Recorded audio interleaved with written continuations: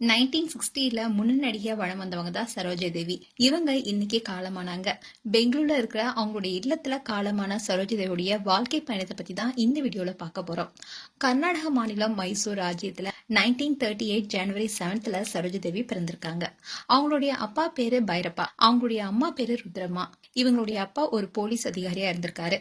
அதோட சரோஜா தேவியோடைய உண்மையான பேர் என்னன்னா ராதா தேவி. இவங்களுக்கு சரஸ்வதி தேவி, பாமா தேவி, சீதா தேவின்னு 3 அக்காவும் வசந்தா தேவி என்ற ஒரு தங்கையும் இருக்காங்க. சரோஜா தேவியோடைய வீட்டுல 4வது மகளா பிறந்திருந்தாங்க. சின்ன வயசுல இருந்தே சரோஜா தேவிய அவங்களுடைய அப்பா அம்மா நடனம் கத்துக்கொள்ள ஊக்குவிச்சிருக்காங்க. அதுக்கப்புறமா அவங்க நடிப்பு பயணத்தை தொடர அவங்களுடைய அப்பாவே அவங்கள ஊக்குவிச்சிருக்காங்க. இப்படி இருந்த சூழல் தான் 1955ல மகாகவி காளிதாஸ் என்ற கன்னட படத்துல ஹீரோயினா இன்ட்ரோடியூஸ் ஆனாங்க. முதல் படமே அவங்களுக்கு வெற்றி படமா அமைஞ்சது. இந்த படத்துல அவங்களுக்கு தேசிய விருதும் கிடைச்சது. இதை தொடர்ந்து திரையுலகிற்காக ராதா தேவி என்ற தன்னுடைய பேரை சரோஜா தேவின்னு மாத்திக்கிட்டாங்க. தமிழ்ல 1958ல வெளியான நாடோடி மன்னன் படத்துல தான் இன்ட்ரோடியூஸ் ஆனாங்க. 1960ல இருந்து 70 காலகட்டத்துல டாப் ஸ்டாரா இருந்தவங்க தான் சரோஜா தேவி. இவங்கள ஃபேன்ஸ் எல்லாரும் கொண்டாடினாங்க. 50 ஆண்டு கால திரைப்பட வாழ்க்கையில 200க்கும் மேற்பட்ட படங்கள்ல சரோஜா தேவி நடிச்சிருக்காங்க. கண்ணெடுத்து பைங்கிலி அபிநய சரஸ்வதினு ஃபேன்ஸ் எல்லாம் அழைக்கப்பட்டாங்க. எம்ஜிஆருடன் 26 படங்கள்லயும் சிவாஜி கணேஷுடன் 22 படங்களும் நடிச்சிருக்காங்க. கடைசியா நடிகர் சூர்யா நடித்த ஆதவன் படத்துல சரோஜா தேவி நடித்திருந்தாங்க. தமிழ் சினிமா ஜாம்பவான்களுடன் இணைந்து மறக்க முடியாத பல வெற்றி படங்களை அடித்த சரோஜா தேவி அன்னை இல்லம், நாடோடி மன்னன், பாக பிரிவினை போன்ற படங்களை அவங்களுடைய பங்களிப்பு இன்றும் பேசப்படுது. இவங்களுடைய இயல்பான நடிப்பு, வசீகரமான புன்னகை அண்ட் கதாநாயகர்களுடன் இணக்கமான ஜோடி பொருத்தம்னு அவங்கள ஒரு தலைமுறையே கனவு கண்ணியா கொண்டாடினாங்க. அது மட்டும் இல்லாம பல நடிகர்கள் சரோஜா தேவி கிட்ட காதல் சொல்லியிருக்காங்க. அப்படி இருந்தும் யாருடைய காதலையும் அவங்க ஏத்துக்கல.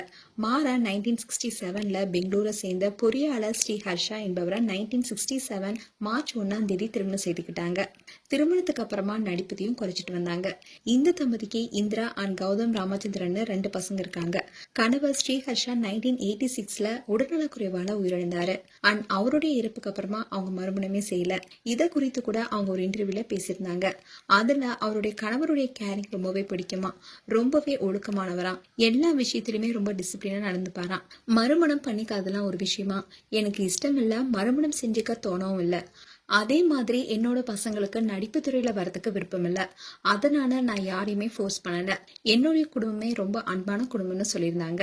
அண்ட் தமிழ் திரையுலகில 60ல இருந்து 70 வரையான காலகட்டங்கள்ல 17 வருடங்களா முன்னணி நடிகையா இருந்த சரோஜா தேவி புரட்சி தலைவர் எம்ஜிஆர், நடிகர் திலகம் சிவாஜி கணேசன், காதல் மன்னன் ஜெமினி கணேசன் ஆகிய 3 பேர் கூட ஹீரோயின் நடித்து புகழ் பெற்றவங்க. ஒரு காலகட்டத்துல சூப்பர் ஸ்டார்களை விட அதிக சம்பளம் வாங்கிய பெருமைகளை பெற்றவங்க தான் நடிகை சரோஜா தேவி. கன்னடம், தமிழ், தெலுங்கு, ஹிந்தின்னு பல மொழி திரைப்படங்களை முன்னணி ஹீரோயினா வளம் வந்தவங்க தான் சரோஜா தேவி. இவங்களுக்கு பத்மஸ்ரீ, பத்மபூஷன் விருதுகளை வழங்கி மத்திய அரசும் கௌரவிச்சாங்க. பல மாநில அரசுடைய விருதுகளையும் வாழ்நாள் சாதனையாளர் விருதுகளையும் பெற்றிருக்காங்க. இந்நிலையில சரோஜா தேவி மறைவுக்கு திரையுலக பிரபலங்களும் அரசியல் தலைவர்களும் ரசிகர்களும் சமூக வலைதளங்கள் வாயிலா இரங்கல் தெரிவிச்சிட்டு வராங்க. சரோஜா தேவியோடைய கலை பங்களிப்பு என்றென்றும் சினிமா உலகம் நீடிக்கும் வரை நினைவு கூறட்டும். மேலும் சரோஜா தேவி குறித்து உங்களுடைய கருத்துக்களை கமெண்ட் செக்ஷன் சொல்லுங்க. இது போன்ற வீடியோஸை பார்க்க நியூஸ் தமிழ் கிட்ஸ் சேனலை சப்ஸ்கிரைப் பண்ணுங்க. மறக்காம நோட்டிபிகேஷன் பட்டனை கிளிக் பண்ணுங்க.